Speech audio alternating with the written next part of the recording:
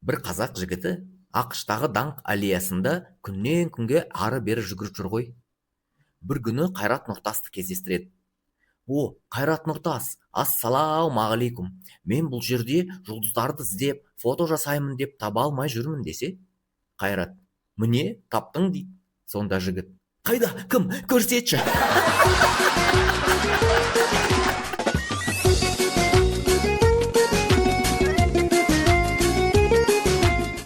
Бетің қисық болса, айнаға өкпелеме дейді ғой. Сонда кімге өкпелеу керек? Мама мен папаға ма? Қара, қандай ұзын адам. Иә. Ал сен бойы ұзын адам болғың келе ме?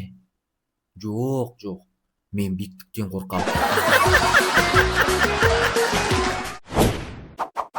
Баяғыда достарыма, таныстарыма комедия жанрының әртісі боламын деп жүргенімде бәрі қатты күлетін. Енді комедияшы болдым. Ешкім күлмейді.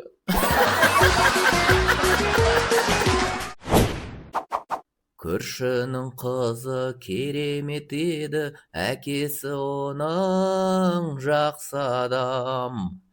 Бір күні әкесі жаман іс жасапты. Сол күні қызы страшный болып кетті.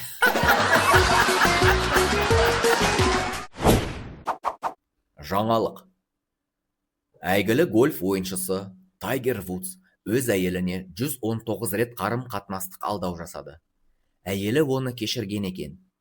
120-шы опасыздықтан кейін әйелі: мен сенен мұндайды күтпедім деп ажырасып кетеді.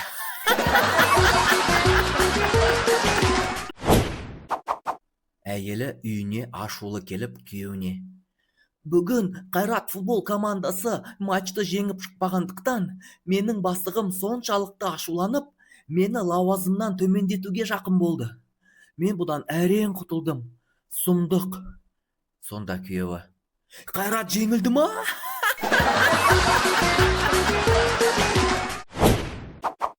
Қыз жігітінен сұрайды: сен мені қаншалықты жақсы көресің? Өте жақсы көремін.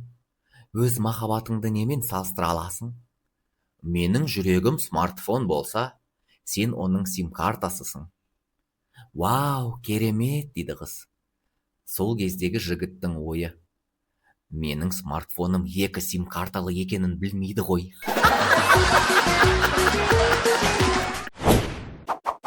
Жаным, мені ұшақпен командировкаға жібереді екен. Маған қорқынышты. Ешқашан ұшқан емеспін. Менімен бірдеңе болып қалса ше? Бәрі жақсы болады деп айтшы маған. Әйелі: уайымдама, бәрі жақсы болады. Егер сенімен бірдеңе болып қалса, мен сияқты әдемі әйел басқа күйеу таба алмайды деп ойлайсың ба? Бір ауылда бір қыз суға бара жатыр екен. Оның артынан басқа бір ауылдан келген жігіт еріп келеді. Қыз оны байқап: ұнап қалдың ба? Әлде маньяк па деп ойлап, бет бұрмай ары қарай жолын ұстап бара жатыр. Сонда жігіт: тоқтаңыз сұлу қыз, су іздеген, танысқым келеді менің сізбен. Айтыңыз, атыңыз кім болады? Танысып көрмеген бұрын қызбен, дейді. Қыз бұрылып майысып: сен маған әйгілі әннің сөздерімен подкат жасап жатырсың ба, немене? Десе, жігіт: ойбай, кешіріңіз, мен сұлу қыздың артынан келе жатырмын десем деп қашып кетті.